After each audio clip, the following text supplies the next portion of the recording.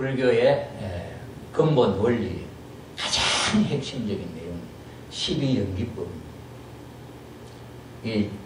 저는 이제 스님들이 이 12연기에 대해서 강의하는 것도 듣고 요즘 젊은 불교 학자들이 또 이 연기에 대해서 소개하는 것을 듣고 몇 사람의 강의를 참 훌륭한 사람들 강의를 들어봤는데 젊은 사람들이 하는 그 강의에 정말 기발한 아이디어들 새로운 지금 이 시대에 어떤 이기를 이용하고 생각을 이용해 가지고 그 스님의 부처님의 가르침을 소개하는 걸 들었습니다.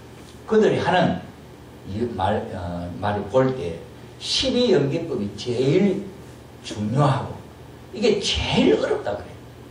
제일 어려운 것이 12연기법인데 제일 간단하게 이야기를 하고 다음 이야기를 합니다. 다음 이야기는 뭐냐 하니까 화엄경에 있는 십지법이라고 하는 마음을 수양하는 이야기입니다. 그 마음을 수양하는 이야기에 들어가는 거예요. 그렇게 하는 이야기가 이 12연기가 제일 중요하고 어려운 이야기다. 어려우니까 간단하게 또 쉽게 하고 넘어갈 수 있는 부분이 또 12연기. 그래서 12연기로 간단하게 하고는 넘어가서는 그 어려운 십지법이라든지 이걸 가지고 아주 유식한 채를 하는 거죠.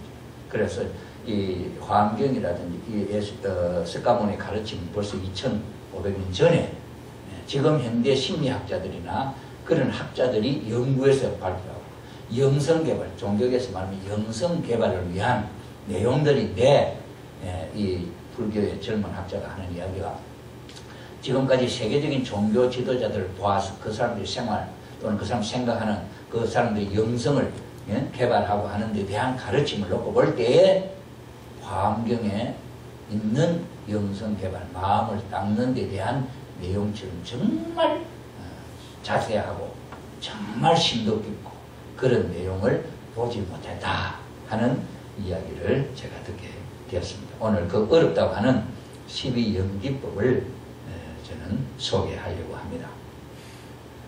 그래서 저는 이 12연기법을 이제 소개하는데 제가 불교 공부를 하게 된 그 인연을 잠깐 제가 소개를 하려고 합니다. 제가 이 합천에 부임을 한 지가 이제 2년, 만 2년이 되었습니다. 그러면서 제가 이제 해인사에 가면 우리 문수명 선생님이 옛날에 처음에 초창기에 이 해인사에 자주 오셔서 기도를 하셨다고 합니다. 근데 해인사에 오셔서 쉰 곳이 어디냐면은 그때가 그게 무슨 여관이라더라고 홍도여관이라는 여관이 있었는데 홍도여관에서 오셔서 쉬셨는데 그 이제 생각을 떠올리면서 이제 가려고 그 자리가 어디냐 하니까 그 지금 성철 스님의 사리탑을 그 돌탑을 세우는 그 자리라는 거죠. 그래서 이제 그걸 생각하면 이제 거기 또 성철탑 스님의 사리탑이 있으니까 이 성철 스님이 또 유명한 게 우리 한국에서 근세에 참 큰 인물이죠. 이 불교에서 지금 뭐 백인 뭐 법문이라 아니 뭐 법석 뭐 이러면서 자리를 펴놓고 지금 연구하는 모임인데 그 불교 지도자들이 고민하는 게 이제 앞으로의 불교의 지도자들이 젊은 지도자들이나 그런 훌륭한 옛날처럼 청담 스님이나 성철 스님이나 불교계를 세계에 자랑할 만한 어떤 인물들이지 못하는 거죠. 그래서 고민을 하고 있는 그런 입장인데, 그래서 거기 이제 한번 이제 가볼까 싶어서 생각하는데 3000배를 해야 성철 스님이 만나줬다고 그러잖아요, 옛날에요. 그래서 이제 뭐 돌아가셨지만은 그래도 종교 세계에 있어서 살아계시나 돌아가셨으나 그 인연은 똑같지요. 그래서 제가 3000배를 하고 만나자 하는 그런 기준이 있기 때문에 제가 하루에는 3000배를 못하고 하루에 1200배씩 한 3일 좀 하고 이제 가서 인연을 잡든 맺었습니다. 그게 이제 불교의 합천에 와가지고 불교와 조금 한 달이 더 좀 깊이 인연을 맺는 하나의 사건입니다. 그러면서 이제 이 불교에 대한 내용들이 이 매스컴이나 아니면 유튜브에 같은 데 거기서 우연히 이게 하나씩 떠오르게 되죠. 그 제일 먼저 제가 이 불교에 대한 이 사상을 가르치는 학자가 도올 김용욱이라는 사람. 도올 김용욱이라는 사람은 기독교 출신의 기독교 집안의 출신으로 기독교에 대해서도 공부를 하고, 그 다음에 불교에 대해서 공부도 하고, 한의학도 공부하고, 일본에 가서 공부하고, 미국에 가서 하버드 대학에 공부하고, 그 다음에 중국에 가서 공부를 하고. 이 사람이 지금 뭐 그렇게 젊은 나이 중년 지도자인데, 한문을 칠판에다 한문을 써보면 참 달필이에요. 그리고 그걸 보면은 불교 한문학에도 달통을 하고, 그래서 이 사람은 그 도올 강의를 보면은 불교에 대한 강의, 뭐 유교에 대한 강의, 기독교에 대한 강의, 좌우든 못하는 게 없어요. 그러니 그만큼 해박한 거죠. 그러니 공자님의 사상, 그 다음에는 석가모니의 사상, 예수님의 사상, 이 모든 것을 아는 입장에서 이야기를 하는 것 같아요. 그래서 이 사람이 12연기를 강의하는데 조금 뒤에 영상을 잠깐 보겠습니다만은, 이 사람이 보는 관점도 우리 아버님의 관점하고 좀 비슷해요. 우리 아버님의 관점은 조금 뒤에 또 소개하겠습니다만은, 우리의 이 지금까지 공산주의 사상이나 민주주의 사상이나, 지금 우리 일반적으로 생각하면 공산주의 사상은 못 쓸 사상, 뭐 우리 민주주의는 좋은 사상 이렇게 생각해요. 그런데 아버님이 본 관점은 조금 달라요. 민주주의도 공산주의도 참된 어떤 진리를 설명하기 위한 한 부분, 보완되어질 한 부분이지 이게 완전히 없어져야 할 내용은 아니다. 그러면서 통합 원리로서 각자 그 부분에 있어서 꽃을 피울 수 있는 절대 진리가 필요하다. 이렇게 전체를 감싸 안는 사상. 그리고 이 도올 선생도 하는 이야기가 그런 면에 있어서 불교하고 기독교도 대화를 할 수 있는 관계다. 이런 이야기를 제가 하는 걸 들었어요. 그런 인연들이 이 불교를 공부하게 된 이유인데, 화두에 부처님이 무엇입니까? 하면 동산스님이 삼서근이다. 그래서 삼서근이다. 부처님이 뭐냐 하는데 삼서근이다. 여러분 동산스님의 삼서근 화두를 찾아보면 여기는 어떤 설명이 없어요. 그저 삼서근, 깨달으면 그게 아는 것이고, 그거는 설명을 할 수 없는 내용. 또 어떤 스님은 부처님 뭡니까? 말은 똥막대기다. 이런 사람. 또 어떤 사람은 부처님 뭡니까? 손가락 하나 딱 이렇게 세우면서 말이에요. 이렇게 탁 하는 사람도 있고. 이런 입장이에요. 그래서 뭐 손가락을 세우는 일지에 대한 뭐 이야기든지 뭐 말은 똥막대기다. 뭐 그런가 보다 했는데 내 마음속에 삼서근이다는 이야기가 마음에 다 걸리는 거예요. 그러면서 또 이제 제가 무슨 이야기를 들었냐면, 옛날에 돌아가신 천주교의 참 큰 어른이 김수환 추기경이 있었잖아요. 그 김수환 추기경이 서울대학교 가서 강의를 할 때가 있어요. 그때 이제 우스갯소리로 그 학생들에게 한 이야기가 인생에 대한 삶이 뭐냐 하고 참 고민을 했다. 그러면서 이 수환 추기경이 지방으로 어떤 여행을 할 때가 있어요. 기차 여행을 하는. 기차 여행을 하는데 기차를 타고 이렇게 쭉 가는데 말이에요. 음식, 과자나 이런 거 팔로 다니는 사람 있지 않습니까? 그 사람이 가면서 삶은 계란 파는 거예요. 삶은 계란을 파는 거예요. 그런데 그때 김수환 추기경의 귀에 아주 벼락치듯이 소리가 들리는 게 뭐예요? 삶은 계란이다. 삶은 계란 판다는 게 삶은 계란. 지금까지 고민하던 인생이 참된 인생이 뭐냐 하는 그 고민의 답을 계란이다 이래 하더라는 거야. 그래서 그 이야기를 하고 그 젊은이들을 웃겨서 인생에 대한 이야기를 하셨겠지요. 그런데 저는 이게 귀에 걸리는 거예요. 또 그 다음에 이제 무슨 이야기였냐. 불교에서 가장 흔하게 우리가 가장 가까이 접할 수 있는 연불이 있습니다. 그게 뭐냐면 반야심경이에요. 반야심경은 270글자로 제목까지 해서 270글자 있는데 이 내용의 핵심이 전체 불교의 가장 깊은 핵심적인 내용을 소개하는 내용이에요. 그런데 그것도 불교 반야심경을 듣는데 무슨 말이 또 귀에 탁 걸리느냐 하니까 무유, 공포, 원리, 전도, 몽상, 구경, 열반, 상세, 재불의 반야, 바라밀다 이런 이야기가 여기 있습니다. 요 내용인데 이게 우리가 내가 40년 동안 50년 동안 통일 원리를 배우면서 타락론의 죄를 인간 조상이 죄를 지어서 인간 우리 후손들이 물려받는 죄가 있는데 거기에 첫째는 하나님처럼 되지 못한 마음이 있고 두 번째는 뭡니까? 주관성 전도라. 주관성 전도예요. 전도 나오지 않습니까? 주관은 주인이 종을 주관하는 다스리는 이게 뒤집어졌대요. 전도라는 말은 뒤집어졌다는 말이에요. 종이 주인이 되고 주인이 종됐다 하는 사건. 그리고 우리 원리에 그런 이야기가 있단 말이에요.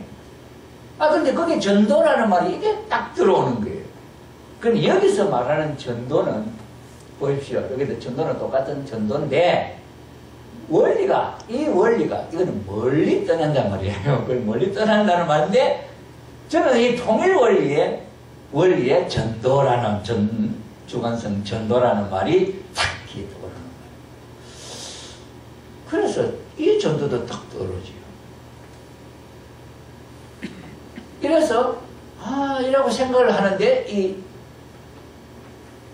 삶은 부처님이 뭡니까 하는데 이 삶에 대한 내용이 우리 원리하고 뭔가 비슷한 점이 있잖아요. 이거 똑같은 말 아닌가 하는 생각으로 이게 무르익으면서 제가 12만 배 절을 하면서 100날 동안 하루에 1200배씩 100날 동안 정성을 들이면서 스님과 주고받는 가운데 마음으로 주고받는 가운데 제가 불교를 공부를 하게 되어가지고 오늘 여러분들 앞에 이걸 소개하게 됩니다. 왜 제가 이런 데 더욱더 관심을 갖게 되느냐 하면은 우리 통일교회 문소면 선생님 돌아가시고 이제 그 부인 한학자 총재님이 이끌어가는 체제입니다. 이 한학자 총재님이 2013년 1월 1일 실제 하나님의 부인 되셨어요. 세상은 믿든지 말든지 어쨌든 하늘의 섭리 속에 있어서는 문선명 선생님 네 분이 하나님의 실체가 되게 되었어요. 문 선생님은 영계에 가셔서 하나님의 실체가 되시고 한학자 여사님은 이 땅에 실체를 우리 몸뚱이에 실체를 갖고 계시면서 하나님의 부인으로서 하나님의 부부로서 하나님이 느끼는 생각을 직접 느낄 수 있는 사람이에요. 그러니 우리가 한학자 총재님, 한학자님 참 어머님이라고 그러는데 참 어머님을 보는 우리의 시각, 하나님이 보는 한학자 총재님의 시각은 다르다.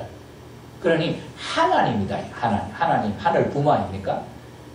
그 하늘 부모님이 대신 한학자 총재님이 2020년에는 이 땅 위에 이제는 6천년 동안 소원했던 하나님의 나라가 실제로 세워져야 된다 하는 이야기를 하셨어요. 그러면 그 실제로 하나님의 나라가 이 땅 위에 세워지려면 우리가 한국에 통일된 하나의 나라가 세워지는데도 어떻게 돼야 되겠어요? 일단은 북한하고 남한이 통일돼야 되겠죠. 남한 한국 땅에 있었어도 하나님의 나라가 세워지려고 하면 지금 불교는 불교대로 반대할 것이고 기독교는 기독교대로 뭔가 다 반대하는 사람도 아니겠습니까? 이래가지고는 하나님의 나라가 세워지겠냐. 그러면 그 종교, 불교나 유교나 기독교나 모든 종교를 놓고 볼 때 이 종교를 이 땅에 태어나게 한 이 종교가 생기게 만든 분이 누가 있을까요? 누굴까? 그러니 그런 입장에서 해보니까 그분이 하나님이지 않냐, 하나님. 그래, 하나님이 불교도 내고 유교도 내시고 기독교도 내시고 이렇게 하셨는데 그 하나님이 이 땅에 실제 이제 나라를 만든다는데요. 이게 불교도 반대하고 기독교도 반대하고 유교도 반대하고 모든 종교가 반대한다면 이게 뭐가 되겠냐 말이죠. 그러니 하나님이 진짜 계시다고 한다면은 그 하나님은 틀림없이 하나의 나라를 만들기 위해서 종교를 통일할 것이다. 그렇게 생각을 하죠. 그래서 그렇게 볼 때 우리 통일 원리에 문 선생님이 정리하신 이 원리 가운데 재림 부활에 의한 종교 통일이라는 나라가 있습니다. 이 세상에 하나님의 나라가 이루어지려면 반드시 모든 종교가 통일을 해야 이루어질 수 있다. 그러니 2020년에 그렇게 한다고 하니까 틀림없이 하나님이 그렇게 한다고 하니까 틀림없이 여기는 종교 통일운동도 일어나야 되고 어떤 일들이 일어나야 될 거 아니에요. 남북한도 통일이 돼야 할 것이고. 그렇죠. 근데 또 며칠 전에 제가 우리 이정문 지부장님이 이제 퇴임을 하고 새로 박판도 전 경남도의회 의장을 했던 우리 박판도 의원이 UPF하고 그 다음에 남북통일운동 국민연합의 경남 지부장을 맡게 됐단 말이에요. 그리고 근데 또 그 사람이 또 하는 이야기가 뭐냐니까 지리도 참수해서 예언이 있지 않습니까? 충청도에 월령산인가 있잖아. 월령산이 있는데 그 월령산에 이제 달이 걸리고 그 달이 물에 비쳐요. 물에 비치는 때가 되면 여자가 대통령이 왕이 된다.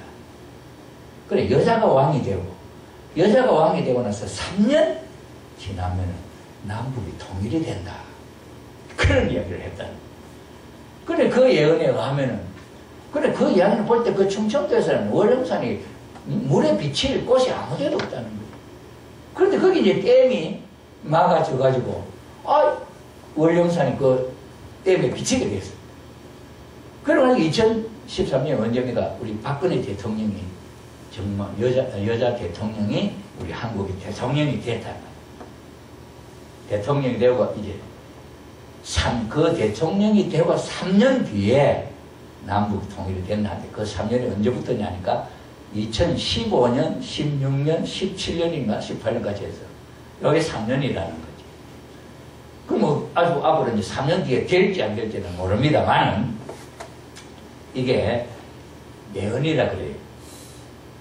그러니 이런 내용을 놓고 볼 때 남북도 통일이 되어야 되고 우리 한국의 하늘이 진짜 이 나라의 왕이 될 수 있는 그런 천지 운세가 이제 오고 있다 하는 입장에서 우리가 생각해 보게 될 때 오늘 우리가 불교와 통일교의 이 공유 그 장점들의 공유를 통해서 하늘나라가 정말 좋은 세상이 열릴 수 있는 그런 입장이 아니 되겠는가 이렇게 생각을 하게 되었습니다. 그래서 이제 봉산 스님이 하신 부처님이 무엇입니까?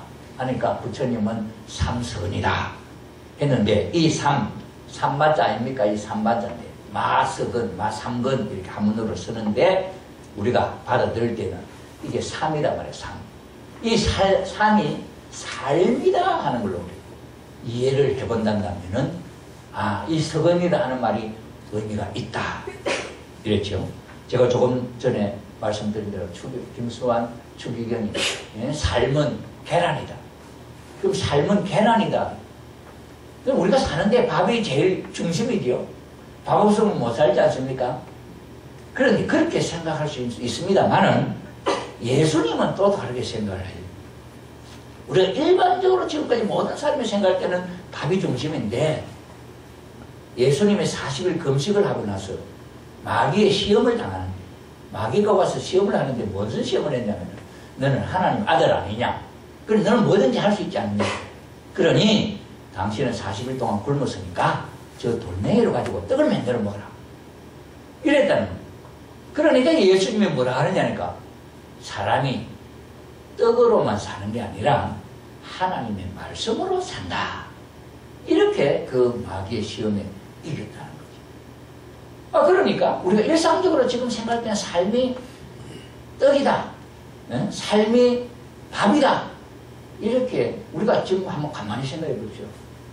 좋은 직장 얻어가지고 사는 그 목적도 잘 먹고 잘 살기 위한 것이고, 이런 입장에서 생각해 볼 때는 삶이 계란이고 삶이 떡인데, 그러나 예수님은 예수님은 삶이 떡이 아니다.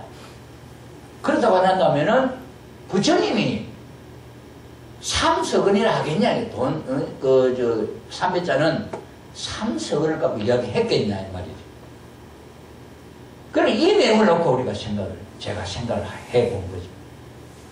그러니 우리 문선명 선생님은 이 통일교를 세우기 전에 일본에서도 공부하시고 한국에 공부하실 때 성경책을 참 많이 읽었다고. 다른 유학의 처음 처음에 글 배울 때부터 서당에 가서 공자님 사상을 배웠고, 그래가지고 공자님 사상 그 가르치는 선생이 가르칠 것이 없더라고요, 문 선생님께. 그 다음에는 북글씨도 선생이 못 따라갈 수, 그래 선생이 일이 있는 날은 문 선생님이 어린 문 선생님이 그 학생들을 다 가르친다. 그래 유교도 배워 서덕을 하시고 공부하신 어른이죠. 그래 성경을 공부했는데 그 성경 속에 이런 이야기들이 많은 거예요. 삼자 숫자가 많이 나와요.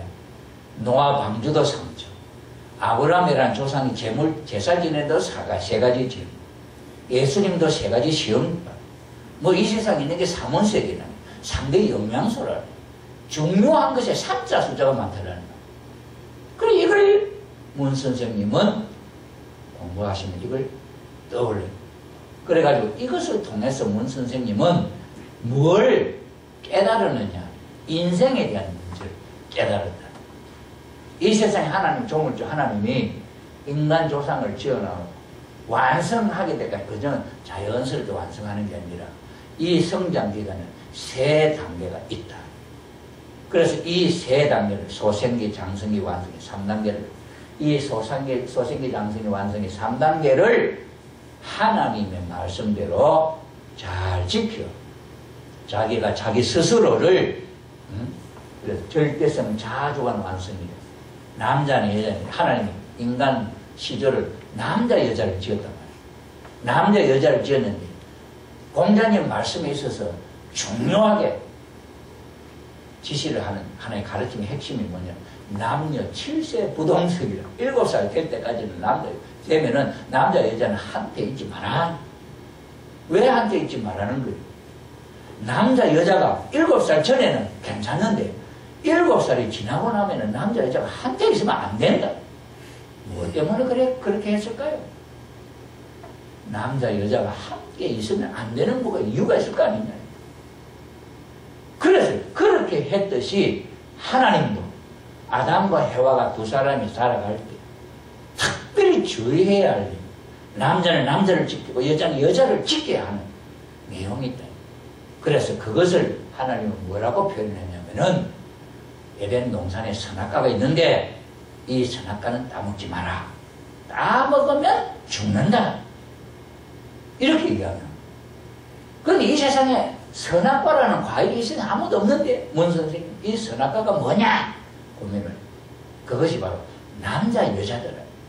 그러니 남자 여자인데 여자의 사랑, 남자의 사랑, 이 내용을 갖고 남자 여자가 걱정스러운 7세 남자 여자 7세 부동석이라 공자님이 걱정했던 그 내용이 자기 스스로가 자기를 지켜서 21세 성인이 될 때까지는 불장난 하지 말고 자유연애 하지 말고 살아라 하는 내용이다. 그러니 이 내용을 지켜나가는데 3단계가 특별히 있는데, 첫째 단계는 7살 될 때까지는 이거는 걱정 안 해도 될 단계고, 둘째 단계가 14살, 셋째 단계가 21살까지 7수로 세 단계를 놓고 보면 제일 위험할 단계가 사춘기 때라. 그 사춘기 때에 자기 스스로의 성을 절대시하면 지켜서 그것만 잘 하면은 너는 하나님 같은 사람이 된다. 이렇게. 그런데 여기에 무엇이 그래서 하나님 같은 존재가 되는데 여기 마귀 사탄이라는 존재가 나타나가지고 하나님은 따먹지 마라, 불장난 하지 마라 그러는데 마귀라고 하는 천사장, 너 따먹어라 유혹해가지고 천사장은 남성이 여자는 해와라는 여자예요. 남자가 여자를 꼬여서 선악과를 따먹게 했다 하는 것은 천사장은 종인데, 종이 하나님의 딸, 하나님의 부인이 될 해와를 유혹을 해서 타락시키는 사건이 일어났다. 이것으로 말미암아 이 땅에는 죽음이, 고통이 생겨났다 하는 것을 문 선생이 발견을 찾은 거예요. 그러니 이 원리를 우리가 놓고 볼 때에 삼석은이다 하는 말의 그 의미가 성장기간에 3단계가 있고 3석은으로 이 인생의 삶의 23단계만 거치면은 부처님. 그래서 하나님과 같은 사람이 된다 하는 의미가 비슷한 걸 발견을 했죠. 그런데 부처님 도를 닦아 나가면은 반드시 여자 시험이 있더라. 그런데 그 여자 시험, 석가모니도 마구니 딸이 3명이 나타나가지고 석가를 유혹하는 장면이 나옵니다. 그럼 왜 그런 일이 있느냐? 거기에 대해서는, 불교에서는 왜 이건 몰라요. 그런데 그 사건도 여기서 있었기 때문에 불교에서도 그런 것이 있구나. 남자가 돌을 닦으면 여자의 시험, 여자가 돌을 닦으면 남자의 시험, 이런 시험이 제일 건너가기 어려운 시험이더라 하는 것을 제가 발견을 했다. 이게 처음 불교하고 통일교회가 만나는 접촉점을 저는 여기서 찾고 여기서부터 시작하게 된 것이다 하는 것을 말씀을 드립니다. 석가모니에 대해 잠깐 소개를 해보겠습니다. 석가모니는 아버지가 고마타 숫도다나 정방왕이고 그 어머니는 마야 부인인데 마야 부인이 태몽을 꾸는데 하얀 코끼리가 옆구리를 들어와 어느 꿈을 꾸고 아기를 가졌어요. 근데 그 옆구리로 또 아기를 낳았다. 그래 그 어린 아기가 아장아장 걸어가면서 앞으로 7발 뒤로 7발 막 이렇게 하면서 다 손을 짚게 들고 천상천하 유아독존 이랬다는 거예요. 막 거기에 대한 내용이야. 이게 진짜냐 가짜냐 그런 것을 생각하기 전에 그렇게 특별하게 태어났다 하는 거죠. 근데 그 이름이 고마타 시타르타라고 하는데, 고마타라고 하는 아마 성인 것 같고 시타르타라고 하는 게 이름인데, 시타르타라는 이름 자체가 뭐냐면은 자기 소원을 모두 이루어주는 사람. 이름도 정말 참 희한하지. 자기의 소원을 자기의 소원을 모두 이루어주는 사람. 대단하지 않습니까? 여러분, 그 관세음보살 이름이 뭐면 관세음보살이라는 관세음보살은 또 어떤 이름인지 압니까? 누구든지 지옥에서라도 자기를 한 번만이라도 딱 불러주면 관세음보살이 달려가가지고 그 소원을 들어주는 사람. 관세음보살이 참 훌륭한 지도자들이 많죠. 석가모니 제자, 석가모니 이름이 자기의 소원을 모두 들어주는 분이다. 특별한 지도자 이름인 것 같습니다. 그래서 이분이 16살이 돼서 결혼을 해가지고 아들 이름을 라훌라라고 지어요. 그 라훌라라고 하는 말이 자기 이름은 시타르타는 자기 소원을 모두 이루어주는 사람인데 자기 아들 이름은 라훌라라는 말이 무슨 말이냐니까 이건 장애다 하는 이름을 지었다.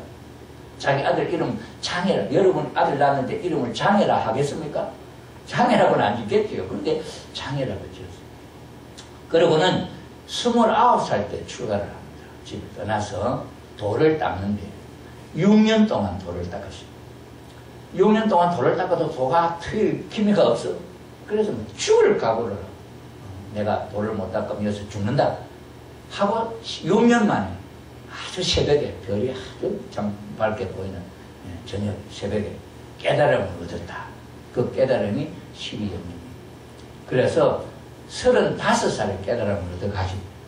80에 돌아가십니다. 그러면 45년 동안 계속 불교의 그 가르침을 전하다가 집에서 조용 앉아 계시면, 아니면 절에 조용히 계시면 돌아가신 게 아니고 전도를 하러 돌아다니다가 나무 밑에서 돌아가십니다. 이렇게 돌아가십니다. 돌아가시면서 부탁한 내용이